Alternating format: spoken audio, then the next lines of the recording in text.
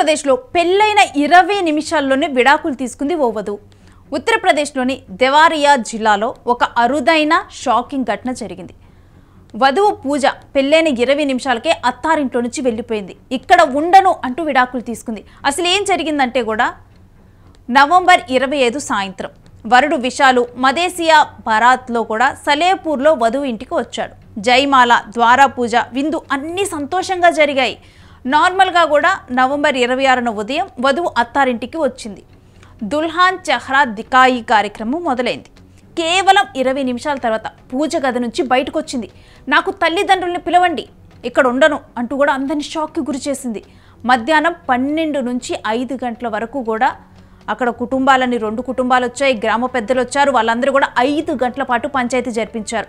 ఎంత వాళ్ళు కన్విన్స్ చేసినా కానీ ఆ వధువు అస్సలు ఒప్పుకోలేదు. ఇక సాయంత్రం 6 గంటల సమయంలో కూడా రాజీనామా పత్రం మీద సంతకాలు పెట్టారు. ఈ విధంగా కూడా పెళ్లి రద్దు చేసుకున్నారు. ఇక బహుమతులు, నగదు, డబ్బు అన్నీ కూడా తిరిగి వధువుకి ఇచ్చేశారు. పూజ తల్లిదండ్రులతో తన పుట్టింటికి వెళ్ళిపోయింది.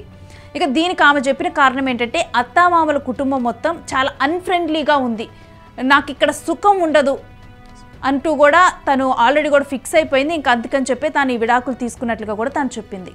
ఇక ఈ న్యూస్ తెలిసిన చాలామంది కూడా 20 నిమిషాల్లోనే సరైన నిర్ణయం తీసుకుంది, గొప్పది అంటూ కూడా అంటూ ఉన్నారు.